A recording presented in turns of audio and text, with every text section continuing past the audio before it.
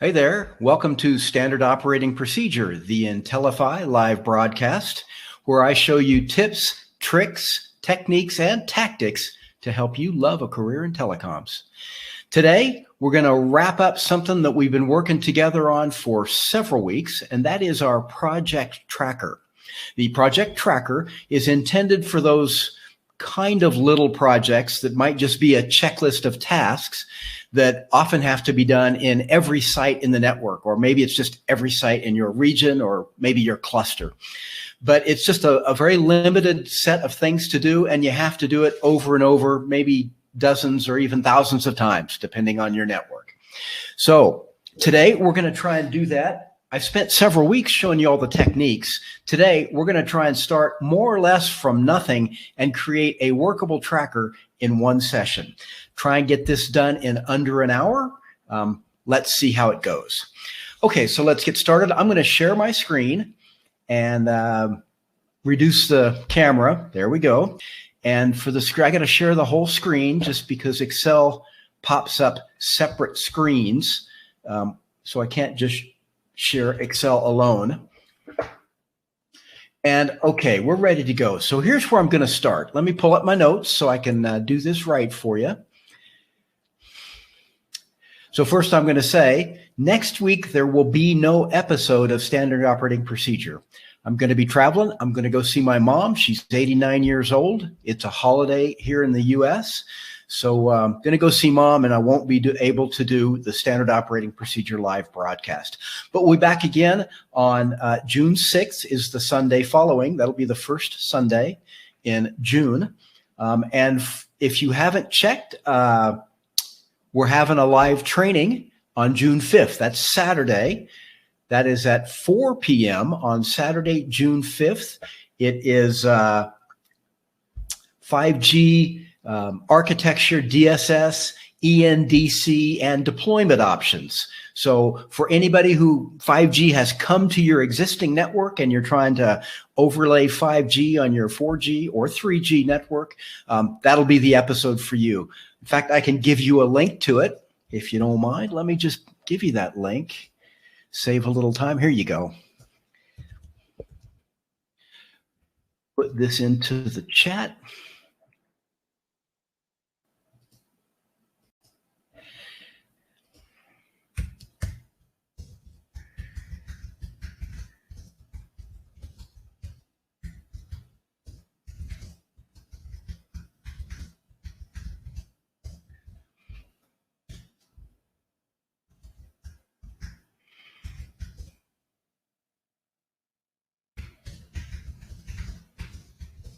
Here you go. Everything you need to know. Follow that link. It's $47 for just the basic course. It's 3 hours of instruction with Gaurav Goyal. He's done many previous trainings with me in the past, and a very popular, very well-liked instructor. And I know you'll like him too. So go ahead and join us on Saturday, June 5th at 4 p.m. UTC. Click the link to enroll, $47 US. Look forward to seeing you there. Okay, let's get back to our tracker. Here we go. So although I said I'm going to start from nothing, to save a little bit of time, I do have a little bit of data pre-populated. This is just the raw data, and we'll use this going forward. So let's see, start here. So the overview here is this is a 4G overlay on a 3G network. Originally how I created this tracker, and the project was to prepare each 3G site for adding 4G into that location. So we had a short list of tasks, and what I did was for each task, I gave it a weight. What's the overall percentage of the project associated with each task? And of course, the sum of all those tasks would total to be 100%. Okay? What we need is that list of tasks. We also need a site list. I'm sure you've already got that. Every network has a list of the sites. And probably you'll need like for each site, maybe there's a region, or maybe you would prefer there's an engineer assigned, maybe whoever's cluster that is. However you want to segment or categorize progress in this project, we'd need that as well in your site lookup. I'll show you what I mean. So let's see. So here's the site lookup table, right? I'm assuming a site ID, and just for this example, I've just used the letters of the Greek alphabet. Here's the site name. That's the name of the Greek letter, the English name of the Greek letter. And then I assigned a region to each site is in a region, and I'm going to report on regional progress. And then what I suggested is a responsible party. Maybe it's the engineer who owns the cluster containing each site, or maybe it's a technician who's responsible for maintaining a site or a group of sites. That's up to you. I'm going to show you the region for today, okay? So you'll need to have your list of sites, site ID, site name, and for me, region. If you want another category, you can do that. Okay, we got that. Okay, then we have the list of tasks. Put that right there.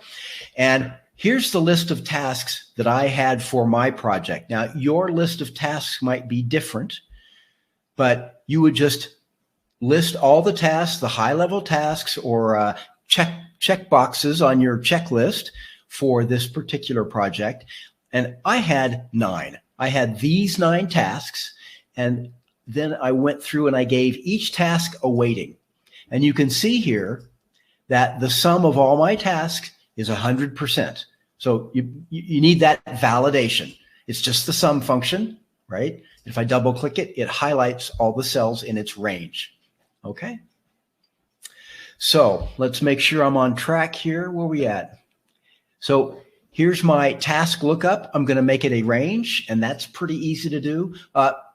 Here's the range. And then I want the formula. I'm going to make it a named range so it's easy to reference. And I'm going to call that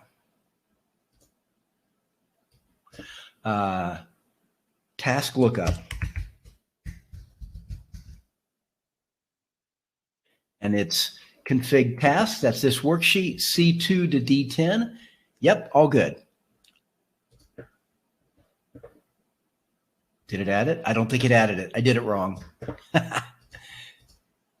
No, it did add it. There's my task lookup. If I click inside the definition, see it puts those flashing lights around the edge? That confirms it. Okay, next, I need to make a named range out of my site lookup. It's just a convenience way to look at it. I forgot a step. You have to sort. Since this is going to be used for a lookup function, it has to be sorted on the first column. So you can see my tasks are alphabetical. Okay. Site lookup, same thing, has to be sorted on the site ID because we're going to use that first column as the lookup, the index into this particular table. So let's give it a name. This is site lookup.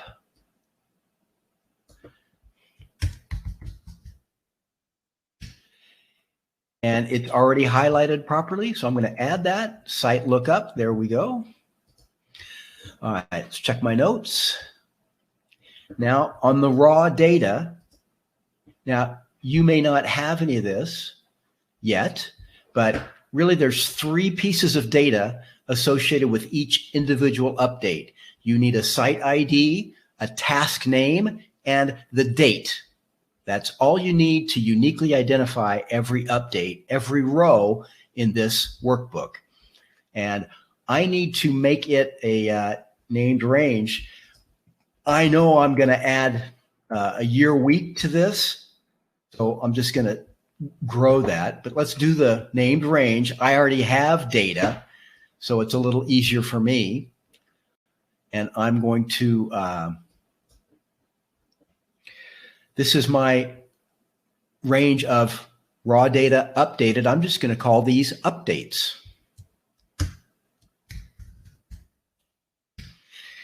And always, this is going to be a dynamic named range, meaning it'll change size as we add updates to this table.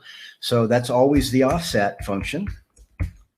And the first argument to offset is basically the upper left-hand corner. and I'm going to use this for my pivot tables. So I'm going to start in row 1.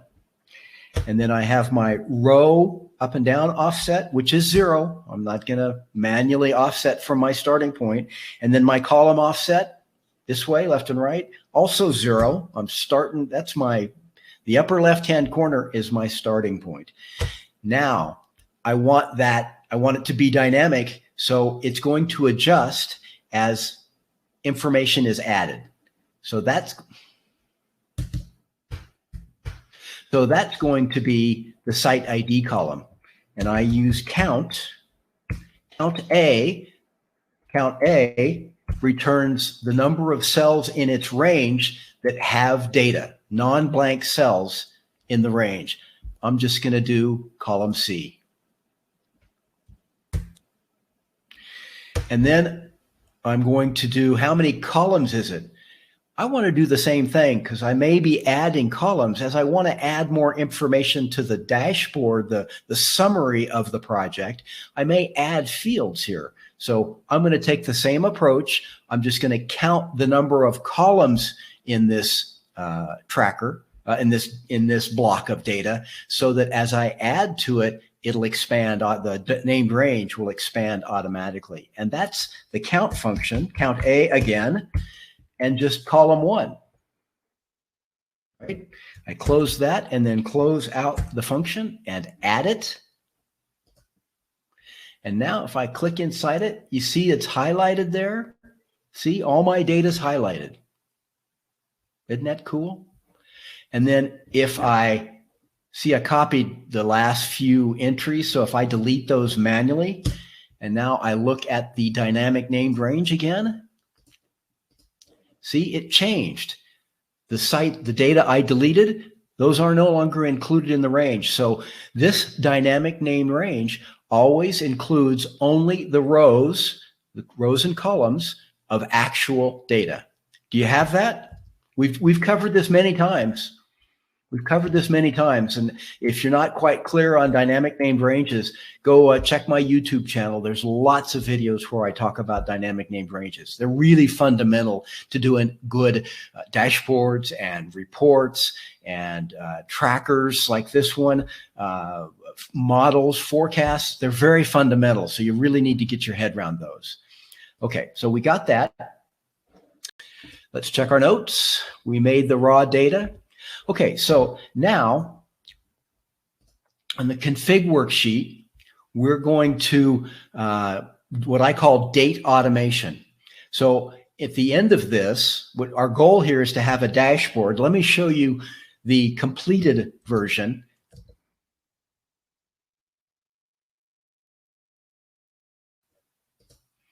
Yeah. So here's a more complete version. It's not really complete. But what I'm going to do is show the data by week, right? I'm going to show the data by year and week, and I'll always show the most recent 10 weeks of data. So here you can see I've got 10 weeks of data. And a trick for all of my automated dashboards and reports and forecasts and models is, as soon as you've got some data, use that data to project either weeks going in the future or weeks in the past. So for us, that's weeks in the past. I'm going to close this. We don't need to be putting up with those alerts during this. Here we go. Okay, so back to our tracker. We're going to start with what's the most recent date of data in the tracker, right? So, and I call that latest update. And that's pretty easy to get. It's just the max function based on our updates.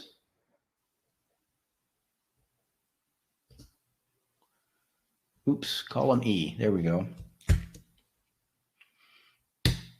So there's the max function. As you know, Excel stores dates internally as the number of days since January 1 of 1900. So there's been 43,491 days that's the date of the latest update in my workbook. Now that's a couple years ago because it's an old, that was an old project. But let's format that so we can read it because I can't keep track of that. It's a date, and there's the date format I always like. So there you go. And I format that also, since it's a formula, I use the purple color so you won't automatically notify you, so you won't overwrite it. So then I like to give the user an override opportunity. So really, this is the default value, the oldest date, but here's the user input. I'll call it user override.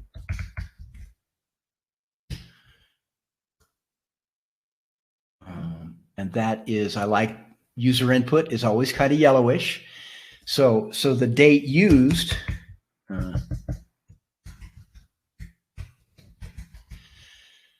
is this one. And that's so that what I want to do is if the user has entered an override, use that. Otherwise, use the default date.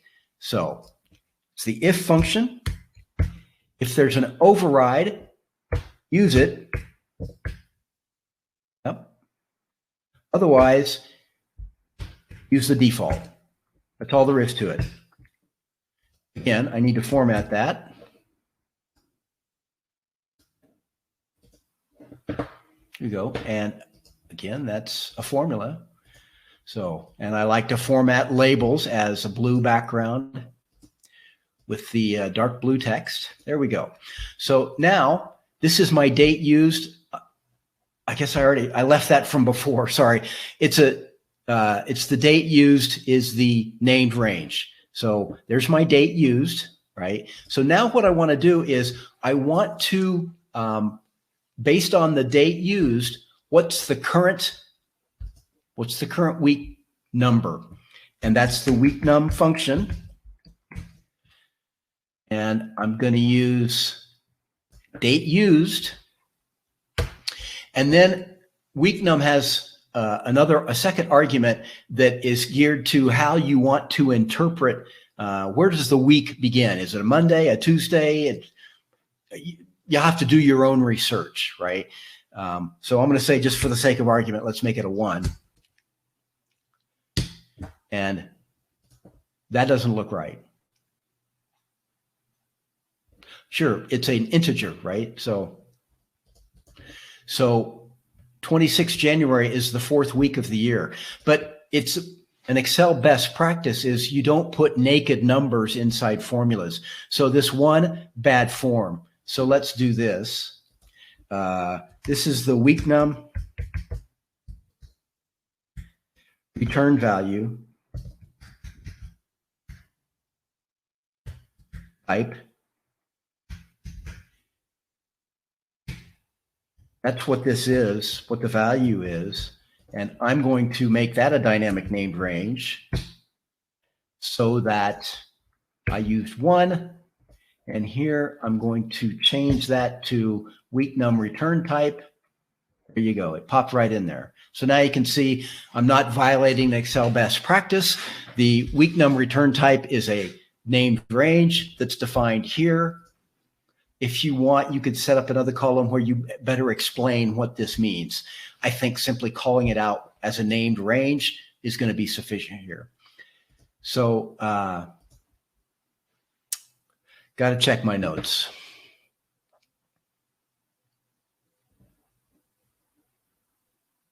Okay, so I did this wrong, but I have the right information. Let's see what's going on. People are sending me. Yeah, okay, no worries. I'm going to copy that and move it. I put it in the wrong place. Yep. So basically, this is, I want the week date based on my date used, right? That's the date of the current week. And the way we're going to do this is there's 7 days in every week. It doesn't matter whether it's a leap year or how many days are in the month. It's always 7 days, right? So here we go again. Days in week. This is one, it's so simple that you might not bother to make it a dynamic named range, but I teach this stuff, so I ought to practice my own teachings. So this is date used. I use function F3 as the shortcut to pull up the list of defined names, named ranges. So it's date used, and then I want dates going back in time. So it's -7, or days in a week, times. And now every week or every row, I'm going to show the previous week. So really, I just want to multiply by the number of rows, right? The rows function returns the count of rows in its argument. So I'm going to do, I'm in cell I3.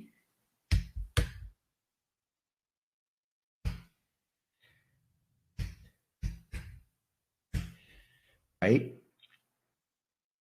But I'm going to multiply that by days in the week. Yeah. I forgot rows.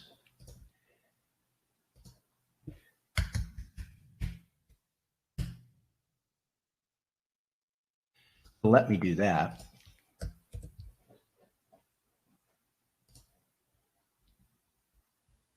There we go. So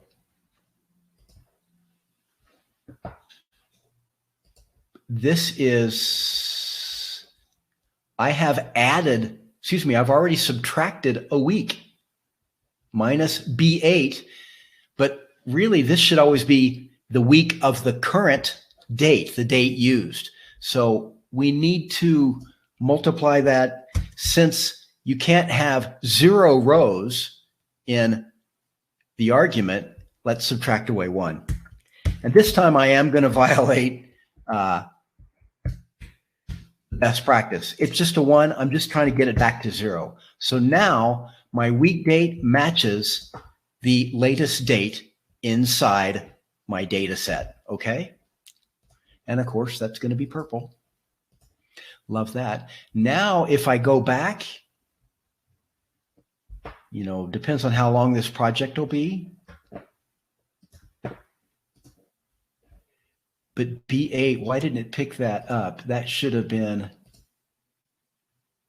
okay, I misdefined my dynamic named range. See, days in week, it should be column B, row 8, and I made it column C, row 8. But I can change that really easily. Here we go. Now, if I revisit this, instead of B8, I want days in week, which is good. And now, see, it goes back 7 days at a time. So this is date automation. I have already defined the last 10 or so, 10 weeks, the current week plus the 9 weeks before that, okay? And I can do this. Instead of date used, I'm going to look at that value. So now I get the week num. And you can see it rolls over as the year rolls over, right? So this is date automation. Got to make that purple. Boy, let's be fastidious about that. There you go.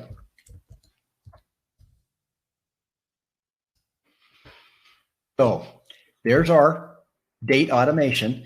And now all I need to do is turn it into a string that shows the year and the week num. If I show you back, if I go back to my other one, see, I'm tracking this project by the year and the week num. That's the week at a time. So here we go. I'm going to be equals year. I'll just pull the year out of that date. There's my year. And then I'm doing strings, so I'm going to use the concatenation operator, the ampersand. And then I'm going to add a dash. And then I'm going to do the concatenation operator again. And now I want the week num.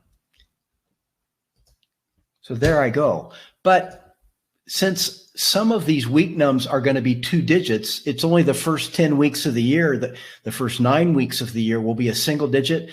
I want to show them always as 2 digits. It'll just look nicer. So if I want to format a number in a string, I need the text function. And it's J3, and the way I want it to look is 2 digits. I miss a, oh, I forgot the ampersand. There we go. So now I have my year week. And the important thing to notice is if I do 10 cells, these 10 cells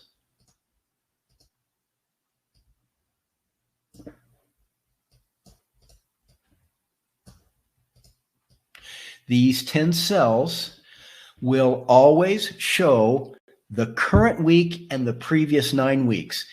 As the project goes along and new updates are added, it's all linked together. So this will always advance with the most recent update in the workbook.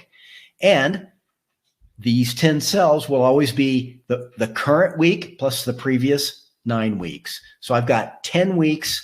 And, you know, if I go all the way down here, I've got 46 rows in the past. So this project, if it goes longer than 46 weeks, I should extend this table, but it'll still stay right. So here's the year week. That's how we're going to track this. Hang on. I've got that. Yep. Okay. So that's enough for now. We'll come back to this, but now we've got our date automation. That's all set up. I'm going to come back to my updates.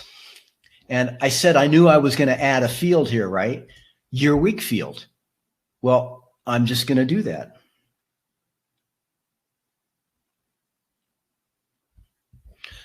Equals. Well, I don't know how I did this. I just did it, right? To the year of my date. And then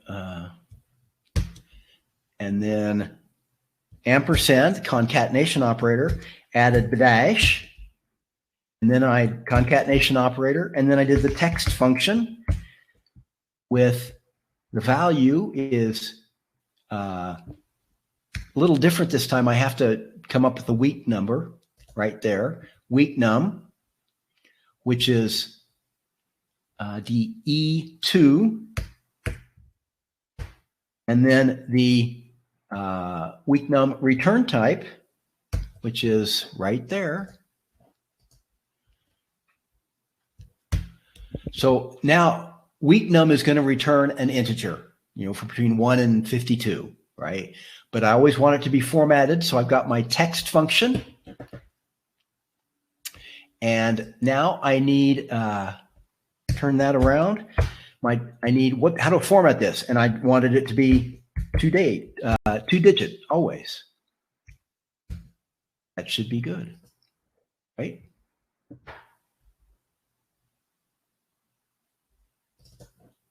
Okay, you see how it marches along?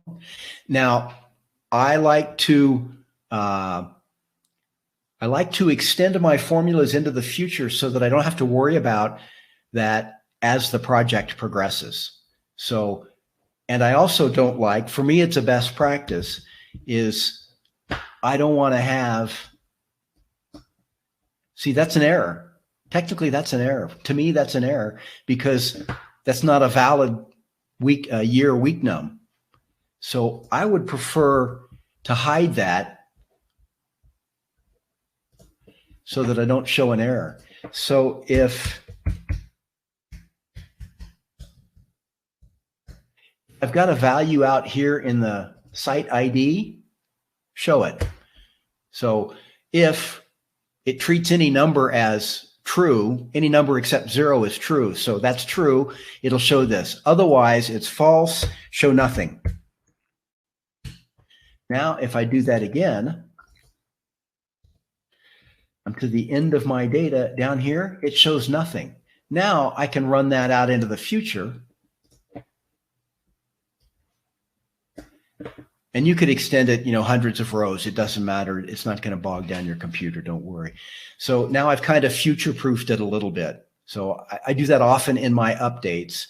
My updates table is hide errors until data is added, and then they're not errors anymore. Okay, so there we go. Okay, so we added the year week num, but I know also in the future, as long as I'm here, I'm going to report by region. So let's add a region. And I always insert, again, to the left. So I'm going to do region.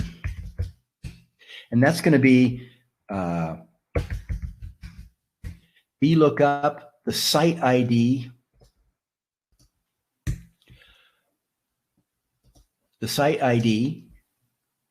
and then it's in my site lookup table right there. And then index, I think that was my region is the second column. And I always do false. I don't want a fuzzy match. I want a precise match. There you go. Sorry, I was wrong. It's not 2, it's 3. 2 is the site name. And you may need site name, but I'm not going to do it right now. Plus, remember, if I've got no data, hide it. And if, there we go.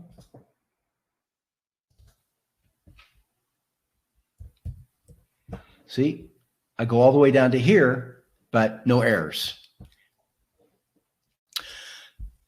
I also know I need the task, right? I'm going to be charting this by task, so let's add a column for the task.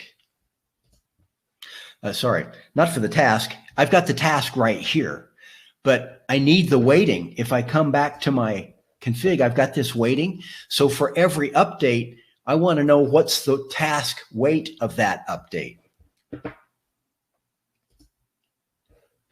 So let's add that. So this is,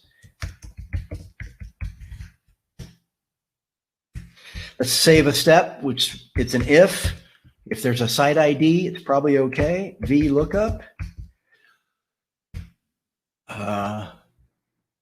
We're looking up on the task this time.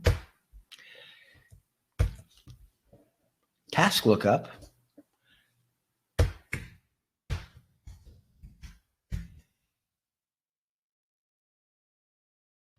And then if there's no data, show nothing.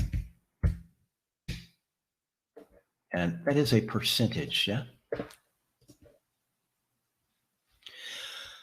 Now, so here's something we need to know. Although, yes, the pad ready task is 6% of the work for one site, for the whole project, it's not 6%. It's 6% of one site. So one site is, to get the impact of that task in one site, I need to divide by the number of sites. So here's how we can do that.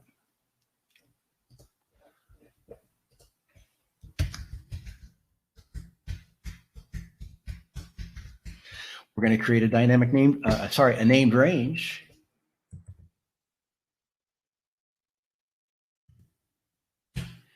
Number of sites. How many sites are there? Well, here's my list of sites. How do I count that? Well, I made it a dynamic named range, yeah? That's the easiest way to do that. Well, the easiest way, I think, is we could just count. The count function returns the count of cells in its argument that have a numeric value. So I could just count column B and it'll just show the count of those. It should be 24, right? There's 24 rows with numbers. The first row, that's not a number, so it shouldn't count. It shouldn't count. So config, this is going to be count.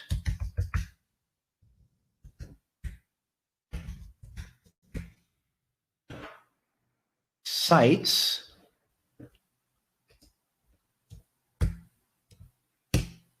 And it is 24. Technically, these are yellow, right? Because the user can choose what the return type is from the week num. You know, it's not really likely that you'll have non-7 days in a week. Okay, so if we come back here, it's the VLOOKUP divided by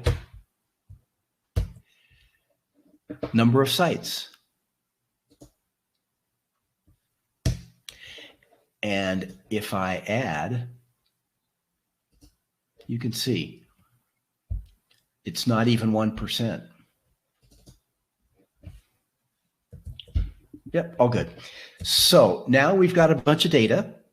We've got a bunch of synthetic fields that we added to our updates. And a reminder, the best practice is I always put my synthetic fields on the left. Then I have my raw data, and I never put anything to the right of the raw data. And here's why. If maybe, you know, in the future, I'm going to change my raw data.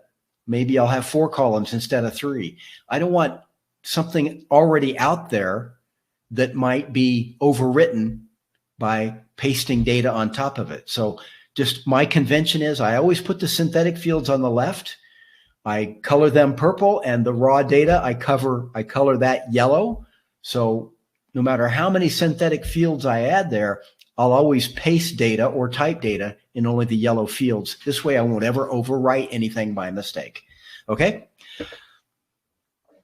One more thing that you'll do often, and I'm going to show you just because you will do it so often, is I'm reporting on week num. Year week num is the way I'm reporting by week. But many telecom reports, you report by month, right? So let's do that just so you'll know how. And remember, I always hide future data if there's data, it's the date function, and I want the year from my date complete. Here's the year, month of my date complete. But now I always hard code a date here, a day of the month, so that way every update in my updates table will be reported on the same day of every month. It's the first of the month, of course, right? So I can type that there, and then otherwise, if there's nothing existing, show anything. But, oh, he didn't like that. Yeah, that's a date. This is going to be all hosed because of percentage.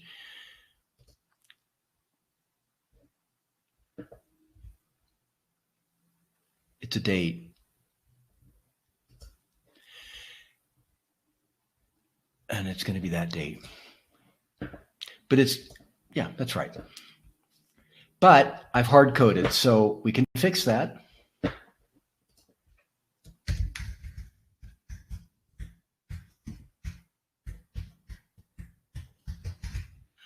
There you go.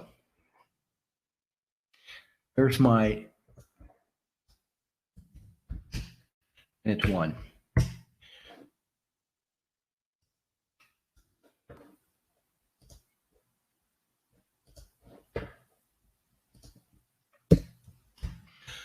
For day of month, there we go.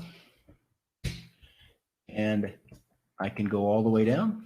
And now if I wanted to show this by month, I've already got each month called out. All the way into January of 19, we're good.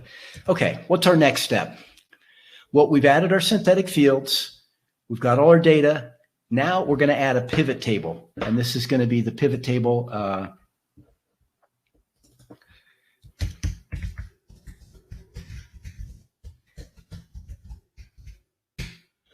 So Worksheet pivot overall complete.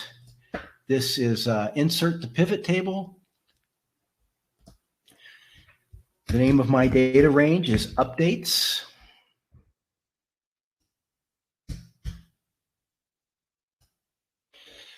And I'm going to put the year week here in the rows.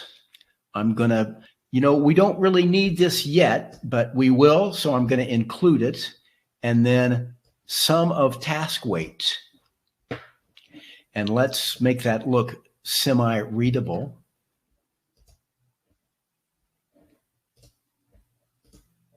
So now you can kind of read that. What this shows is how much of the project was completed that week. Okay? But it is not cumulative. So you can see if I add this up, it's 52, almost 53%. See it down here, 52.92. But each week, it only shows it's not growing. So what I have to do is I have to create my own cumulative percentage. So what I would do is, here's the week num that remember we automated our week nums, and that's here. And I consciously automated them in reverse order. This is most recent. I clicked the wrong thing.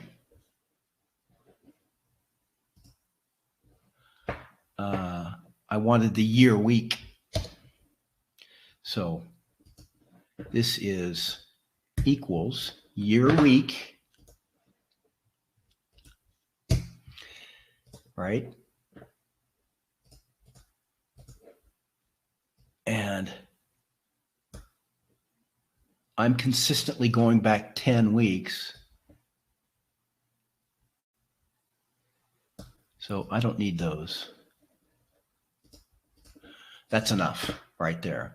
So this is, and here I want, first I'm going to have my completion, how much was completed that week. Actually, I do need to go back all the beginning of time. So I had 46 elsewhere. This is my completed this week. And this will be cumulative.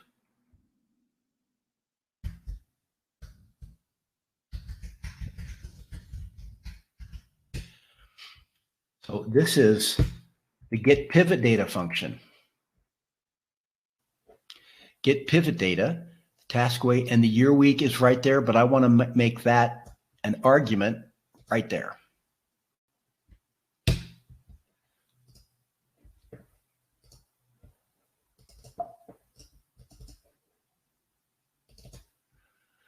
See, I get those errors because there was nothing completed that week. So with get pivot data, we wrap it in the if error. And it'll show the result of the get pivot data function or whatever I tell it. And I'm going to do blank again. So now, it's pretty simple. I'm going to start there.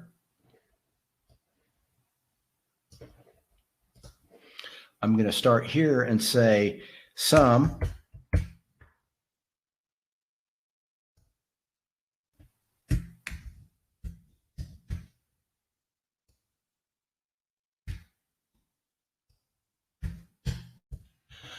but I'm going to anchor the first term.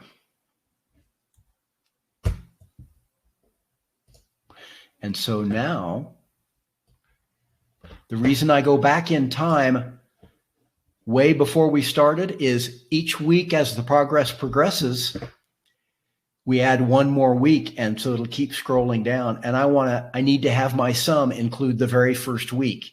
So I hope this is enough to cover the whole project. So here's my cumulative percentage. So now we've got something to display in our dashboard. Let's create the dashboard worksheet.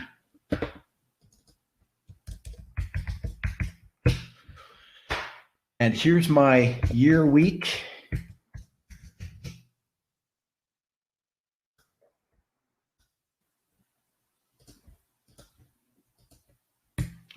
I'm going to link back to my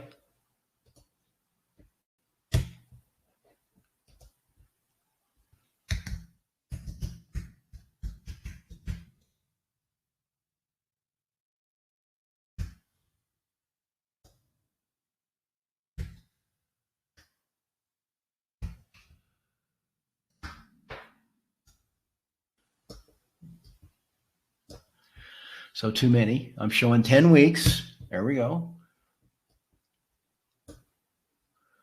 Oh, we'll probably do it like that because it's my, and then here we got completion.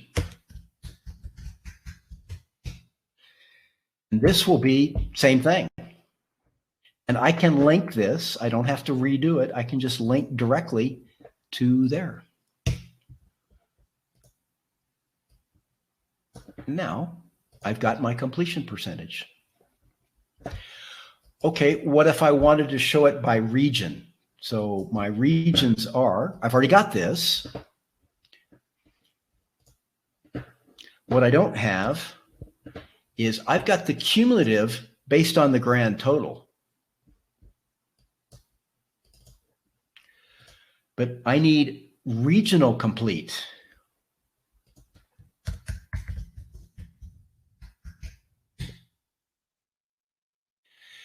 And I'm going to do this a little different.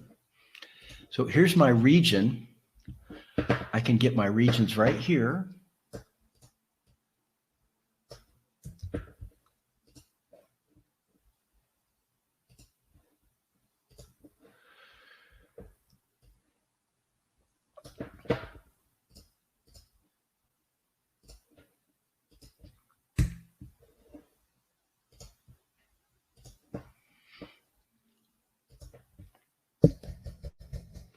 So here, I need to get the region name, but I'm going to anchor it to the row. There you go, L2 with 2 anchored. And I need the year week, which is here, anchored to the column. So I have to do, I'm using the F4 shortcut, function F4. One extra quote mark there. There we go. And if I format that and 2 characters, there we go. Now, and again, I'll have weeks with no, so I want to wrap that in if error.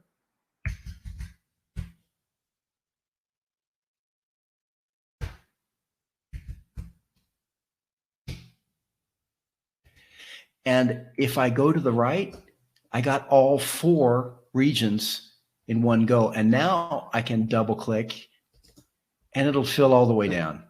How bloody amazing is that? Terrific. Okay, but now I need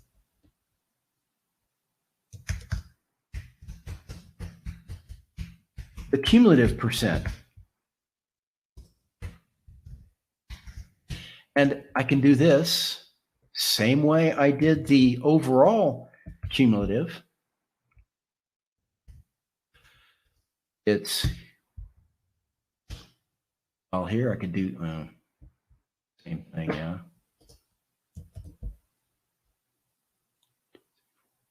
Q. This is Q.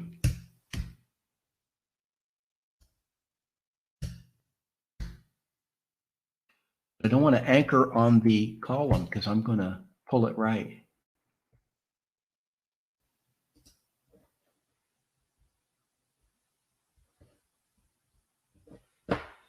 And if I do this,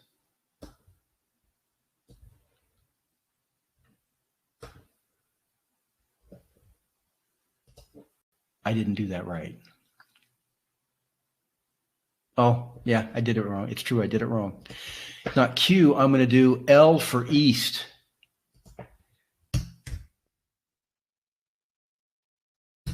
L. Here we go.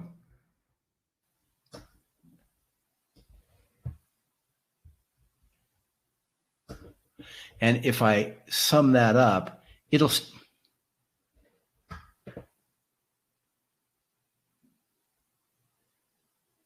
52.46, 52.46. We're good. Okay, so now same thing on my dashboard. I don't have to recalculate this. I can just link back to here.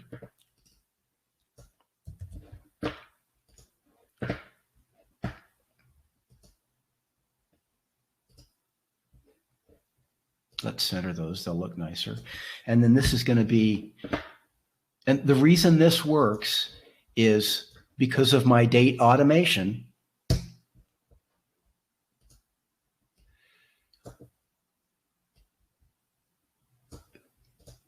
I think that's getting a little busy, so let's take a decimal place out of that. I think that's a little better, don't you? A little bit better. How you doing? With me so far? All right, good. Thanks. So I'm almost burned up my hour already. I talk too much.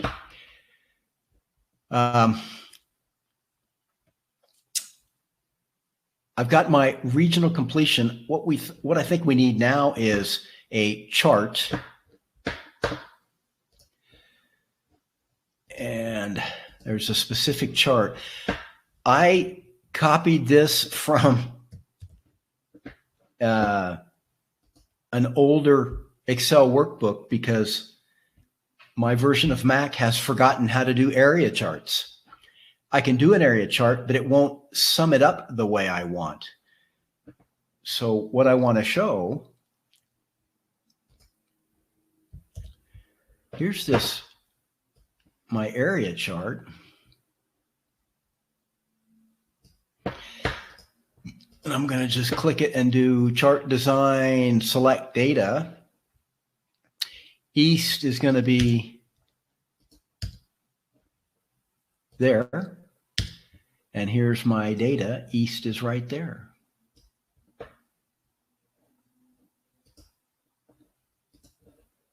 North, right there. So I see just one by one through this. It's pretty straightforward.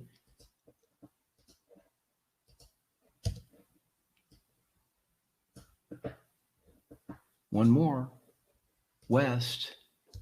Oops. Yes, there's a problem with that formula. West. I never put my,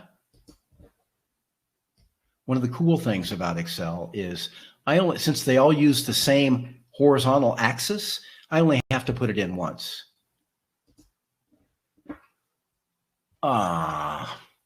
See, that's the problem I have is, see, they're all four there, but if I show the legend,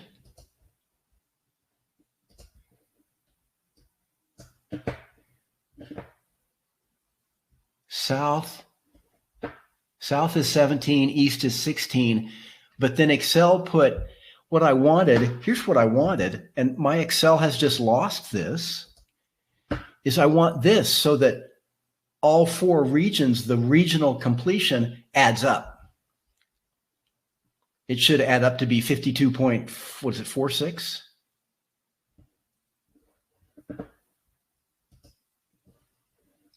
Sorry. It should add up to be 46.5. But my Excel has lost that. It's very frustrating. This old workbook, I've got it. Right here we go. That's frustrating.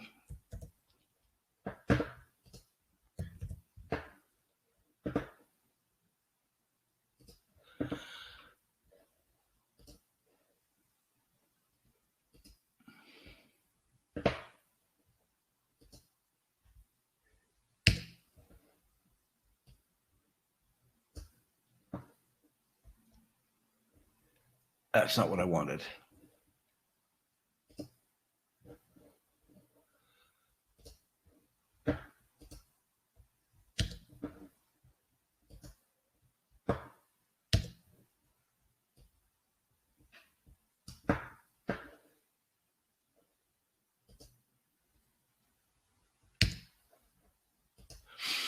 I don't know how this happened.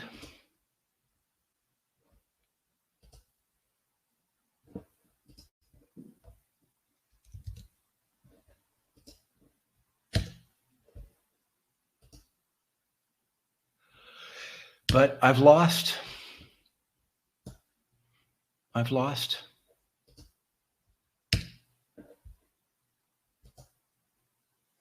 Nope.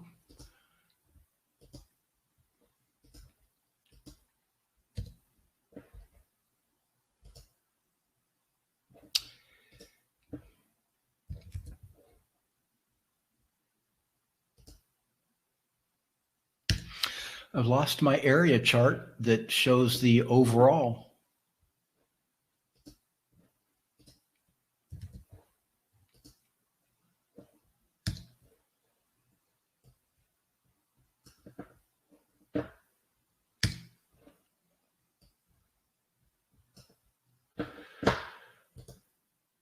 Okay, there we go. But I can't do that. I can't pick this like on this one. I should be able to do insert chart type. But see, look, there's no area chart on my map at all. I don't have an area chart. It's clearly an area chart, but Excel doesn't let me. Format. Nope. Thanks, Excel. And if you look at this, see, they're all almost the same. None of them total up like the one I've got. And honestly, there's lots of problems like that with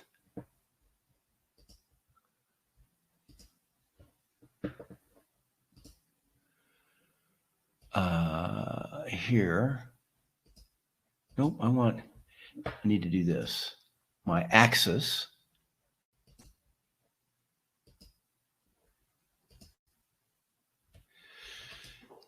There we go.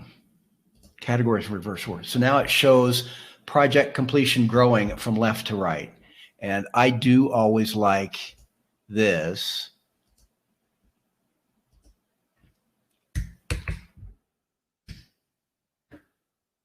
Although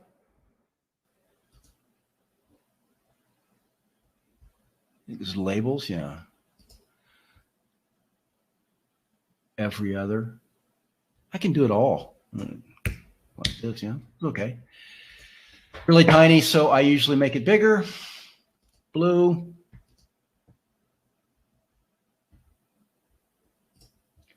Let's go here. Try it again. Bigger. Blue. There we go. And I can make this bigger too. There you go. So there's the chart for your dashboard, for this part of the dashboard. There's one more thing we want to do is forecast completion.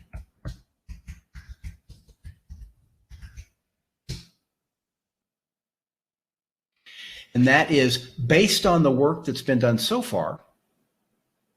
When will this project complete? And we can do that out here too.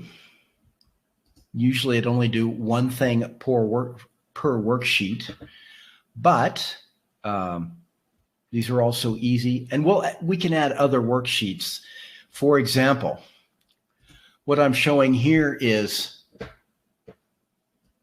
this is the percent of the overall project that's been completed in each region, so that the sum of these 4 regions will equal the overall completion. But if you go back to your site lookup, there's a lot more sites in the East region than in the Russell region. So you might want to show what's the completion of the East region all by itself. I'm not going to do that exercise for you, but it's just another synthetic field you put into your updates. But what I want to do is I want to forecast, based on the work that's been done so far, the overall completion. Well, to get that, we need to know, when did we start? What's our current date? And how much is complete now? Right? So the basic formula is the start date. Here's the basic formula. Let me just copy and paste this.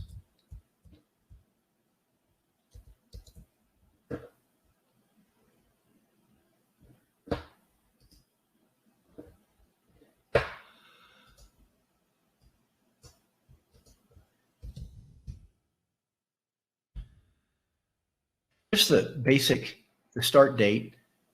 Then it's the used minus the start, that sum, that difference divided by the completion percentage. And that'll give you the total completion percentage right now. So we've already got used.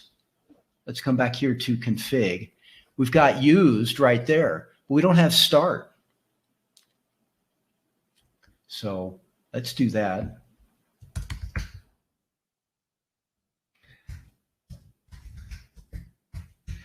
I do like this approach of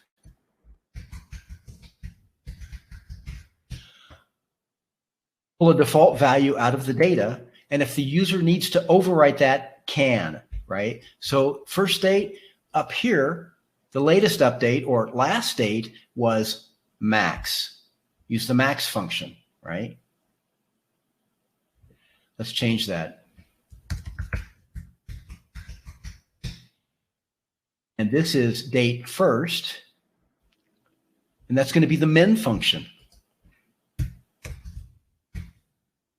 Go back to our updates, the min function on date completed. October 23rd. See if that's right.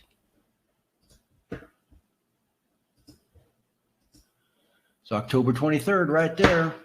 Gotta love when that works out just the way you want. The user override, whatever. They can put that in themselves. And then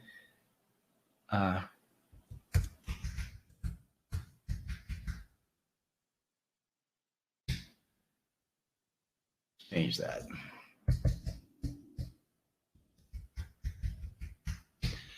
And we're going to name this one date first.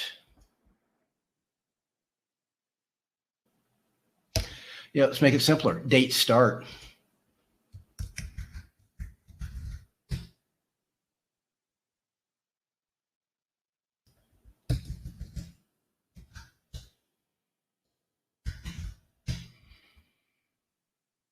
And that's, remember the if function. If there's a user override, use it. Otherwise, use the default.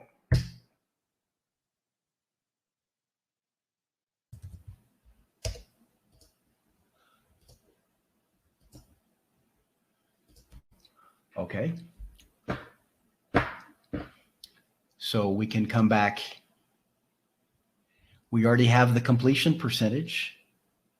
Where is that? Here, yeah. Let's stick it right in here.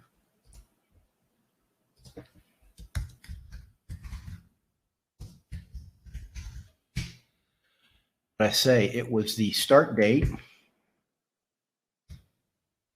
date start, plus date used,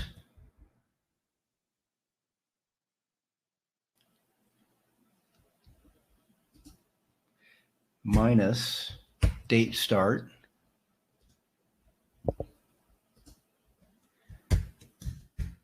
divided by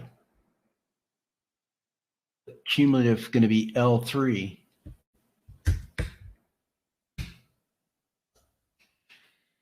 Date used minus date start divided by L3 date start plus. Why do I get an error? Do I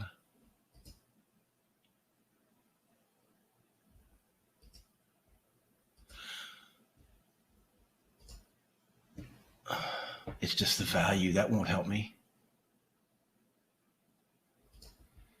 Date plus date used minus date start divided by 30. That should, why is that causing me a problem?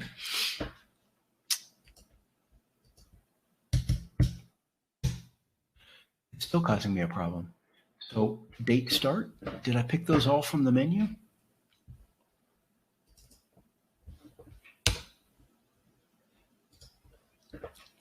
Here's my date start. It didn't get it. Did I do that again? I did. Formula, define name. I gave date start the name, I assigned it to the label, not to the value. So here's date start, should be B15. No! These things happen. Now I should have that error gone. Right.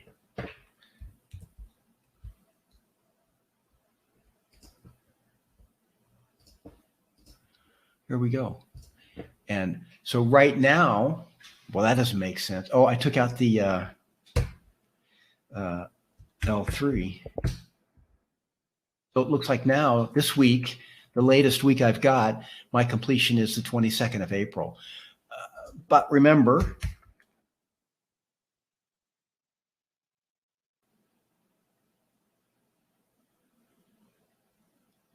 I forget what the error is. If NA,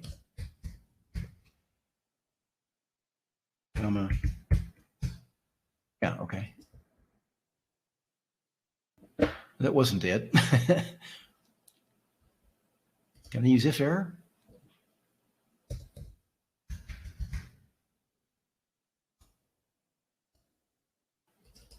Works better. So now, week by week, here's the forecast. So what you can do on your dashboard is, again, link to that cell.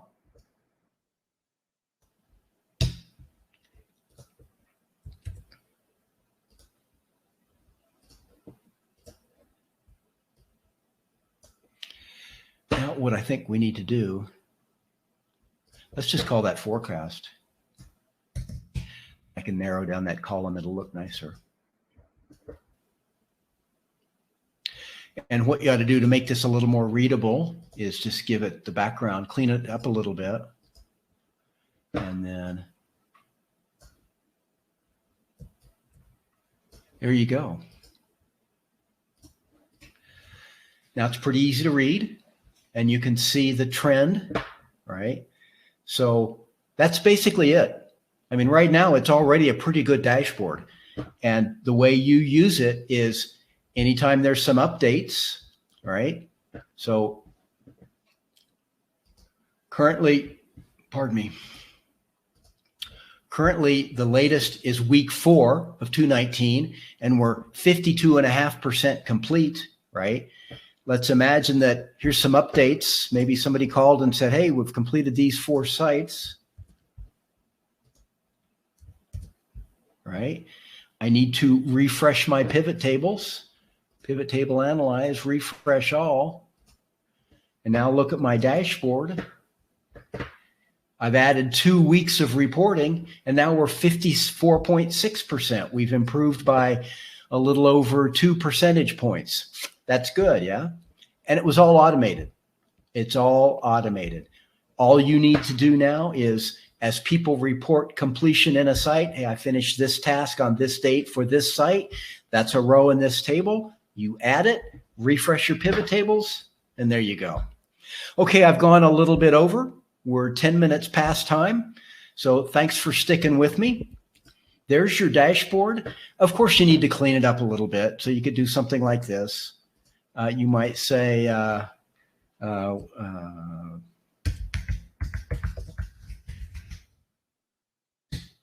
then this would be equals,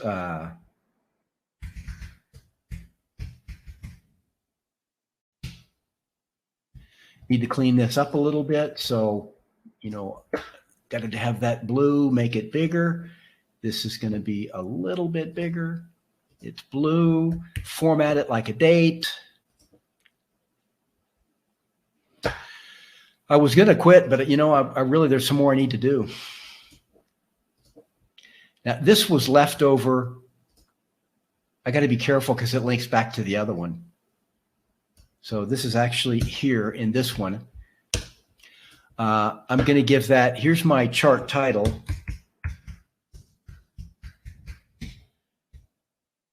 My VART title.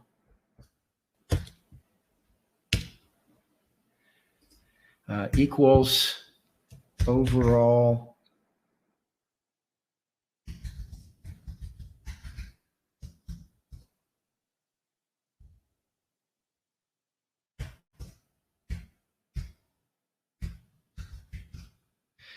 I want to put the date in the title because it happens all the time that somebody will say, hey, can you send me that chart? I want to put it into another spreadsheet or a PowerPoint or something else. So if the title, if the date is already in the chart title, there's no ambiguity about that. Everybody will know. when the date is. So I just go ahead and embed that from the beginning. So it's a date used.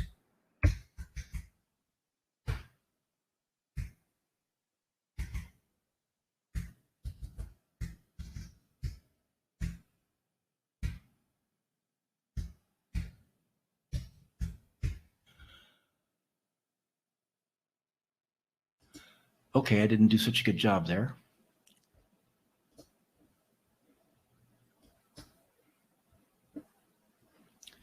Date used, I don't need Q.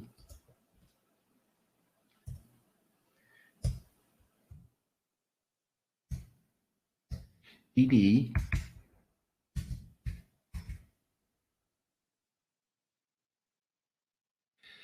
What else did I do wrong? Oh, that text.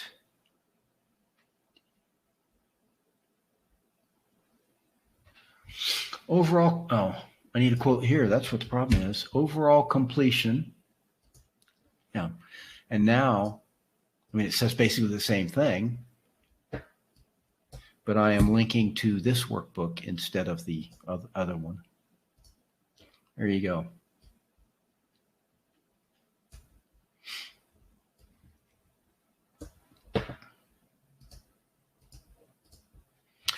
That's basically it, kids.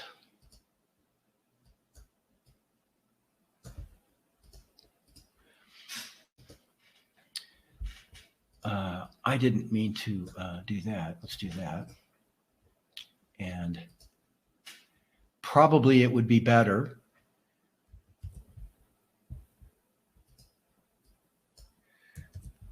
to paste these out here and then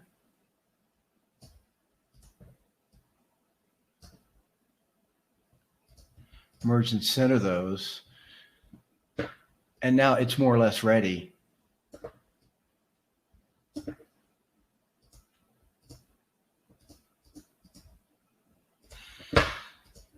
That's your dashboard.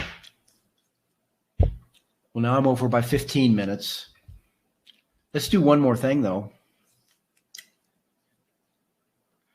I think what you'll want to do is present the list of least completed sites.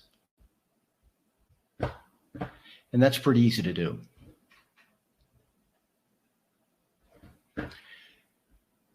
Add a worksheet.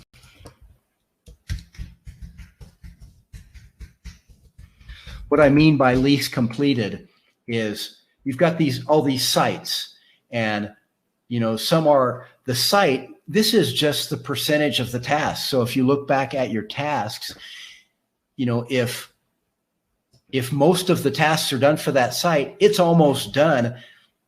The most completed sites, you'd never need to show that because they're almost done. There's not a concern, but it's the sites that are, lagging behind that are not completed, the ones that are the least complete that you should highlight, bring attention to.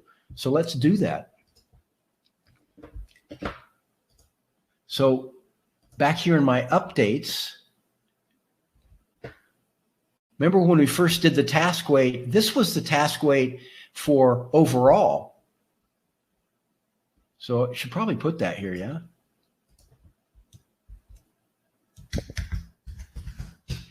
It's the project task weight.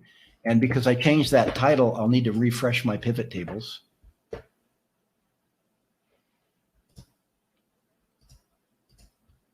Yeah, see, I lost all my data.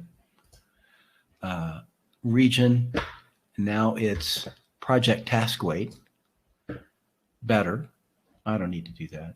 So now my dashboard, I got to fix my, don't be mucking with the data, that's for sure. Get pivot data.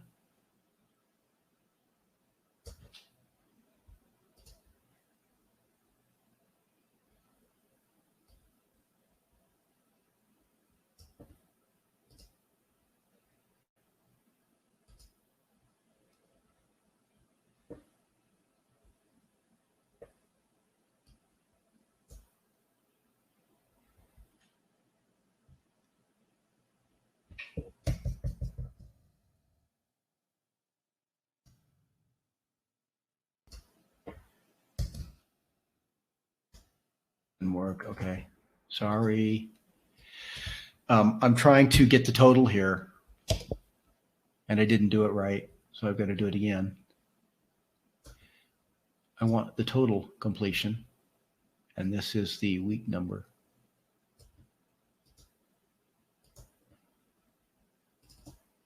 There we go.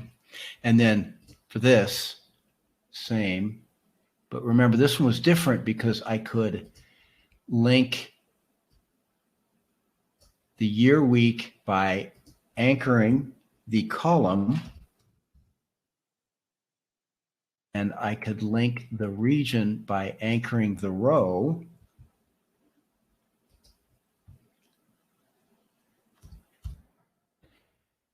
And then I could fill and get the whole shooting match. Here we go. And now my dashboard should be good again. There we go. Bing. Okay, what I wanted to do, though, what I really wanted to do was here in the project tracker, site task weight. And remember, we did the if. I've got data here. It's just the VLOOKUP.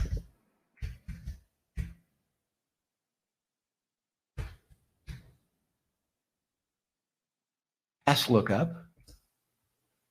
And I think it was column 2.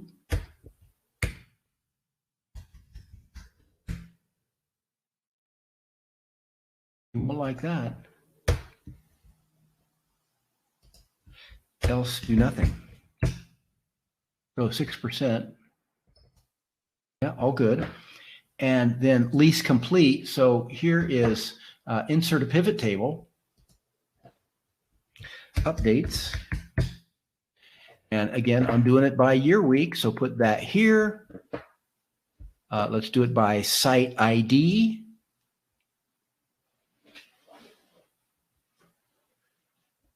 And then I don't have my site, so let's refresh my pivot table.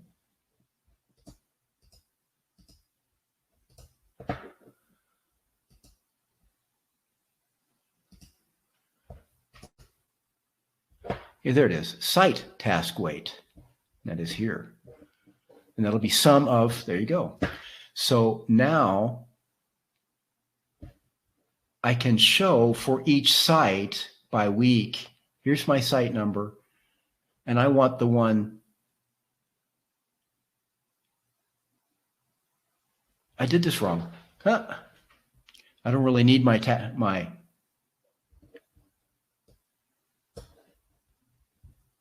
year week. And I think for simplicity, I think it'll look easier like this. Now I can just sort it by task weight, smallest to largest. So however we want to show, the top number of rows is the least complete sites. But I think what I'd prefer to do, people don't remember numbers so well, they remember names. I mean, that's the whole reason for DNS, right? Is to map the IP address space to names that humans recognize. So to do that, I need to know, I should add a synthetic field. And that is just the same thing, equals, if site ID, going to be VLOOKUP, site ID, H2, site lookup, the name is column 2, and then false. And if there's nothing there, do nothing. So there we go. I've got my site names, right? There's the name of each site. So let's come back here to the least complete, refresh it, and there's my site name. So instead of site ID, let's do site name. And again, it's sorted by, make sure it's sorted by least complete, sort smallest to largest. There we go. So now I have my least complete. On my dashboard, I might just, you always have trouble if you link a chart directly to a pivot table. It's now a pivot chart. Let's see if that'll work. Insert, I think it's a bar chart.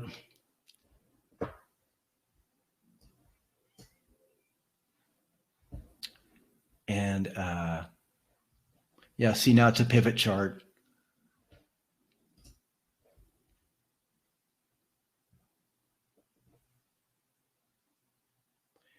This won't work if you've got 1,000 sites in your network. You just want, so what I'm going to do is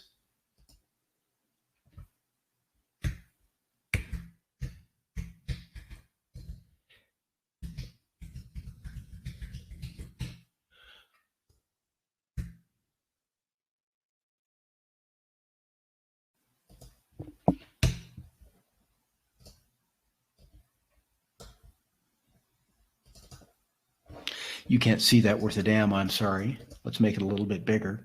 And then here's the completion equals.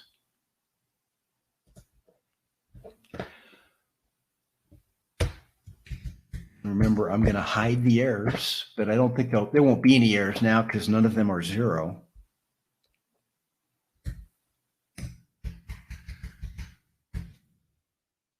And there's my site name. Now this will change every week, right?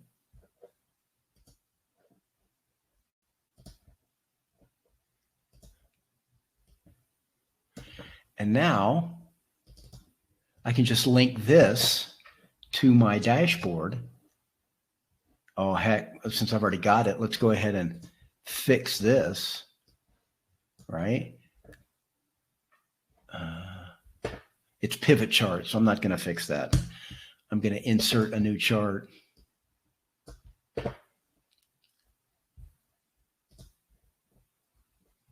A bar chart. And so now, there we go. And here's my chart title.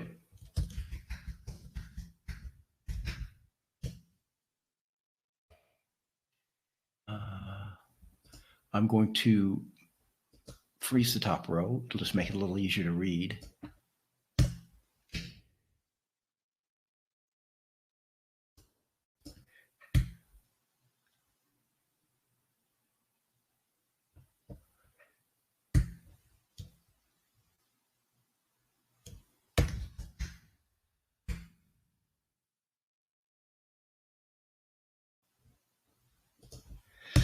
I want to show how many sites. This is the bottom 10.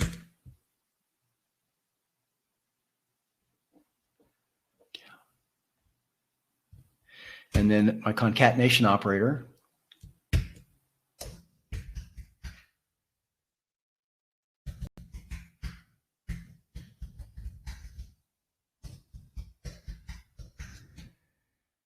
Sites.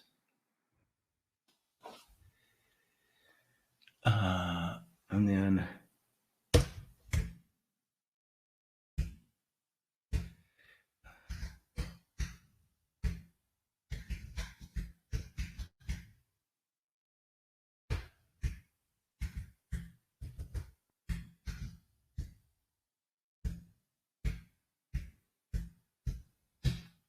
yay, got it right the first time.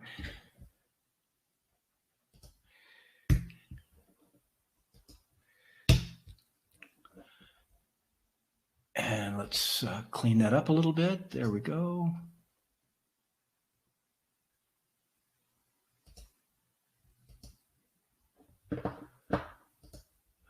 We always do that. I'm going to do it there too, so it's a little easier to read.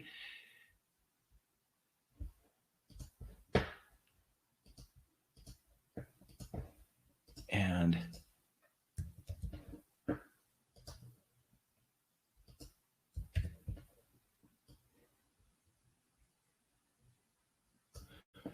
there you go.